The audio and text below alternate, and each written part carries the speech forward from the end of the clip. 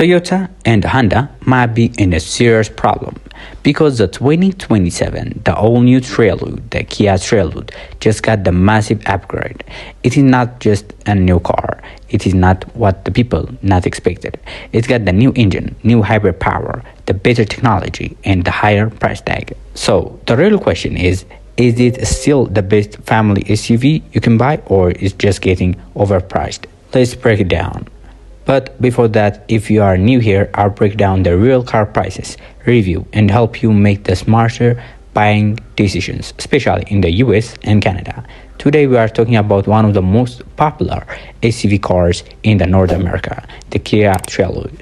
And for the 2027, the Kia didn't just refresh it, they changed the whole formula. Let's start with the design.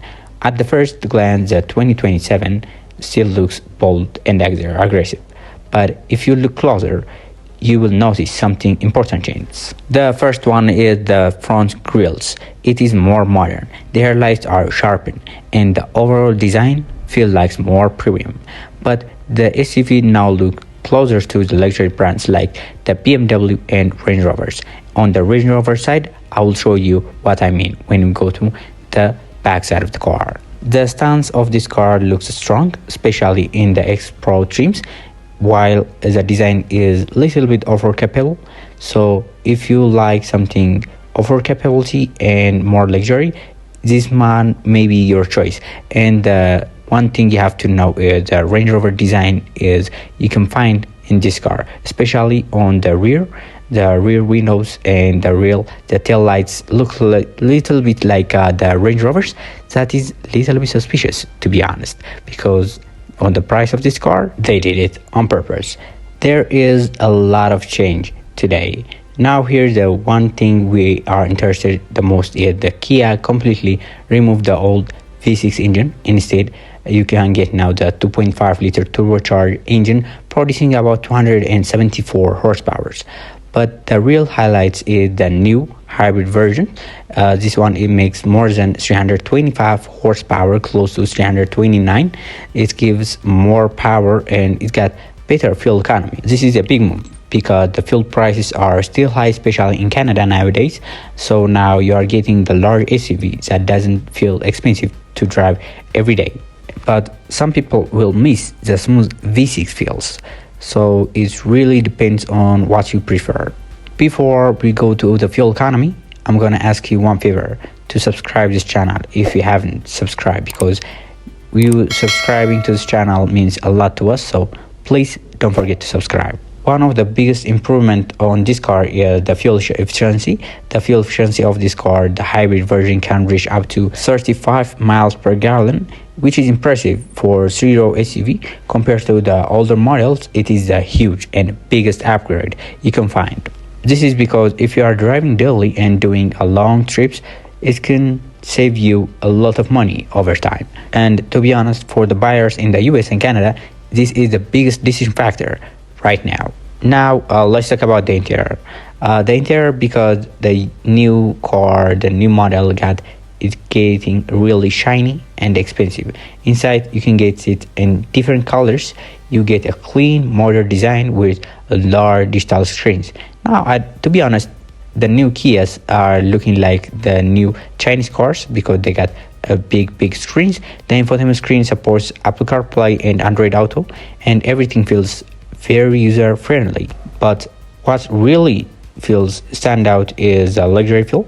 Soft touch materials, comfortable seats, and even luxury features like ventilated seats and premium audios are included in some trims. Not only in the highest, but in the middle trims too. Some trims even allow streaming apps like YouTube or Netflix when you are parked. To be honest, at this point, the SUV feels closer to a luxury car than the budget SUV. One thing I like the most is this car is a three-row SUV, so the space is very important and it got it. The 2027 model offers plenty of rooms for passengers, and it got the old three rows. Even adult can sit in the third row, which is not common in this segment because most of the time the cars seems like they got three row, but the third row is not for adults, just for kids. But in this car is not the case because it can seat up to 7 adults and still being comfortable.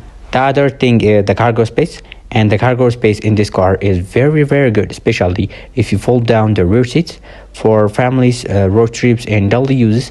This car is very practical, and it got a lot of rooms for anything you want. Let's go to the off-road capability of this car. If you like adventure, you can buy the X Pro trim.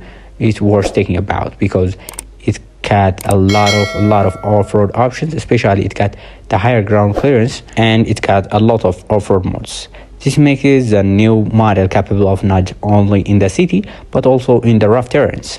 It is not the full-size off-road SUV like the Jeep only for off-road, but it is more than that. Like, you can take it off-road but you are comfortable in the city too, so it can do the both jobs. But one thing you have to know is it is more than enough for most people. Now let's talk about the elephant in the room, the biggest concern, the price.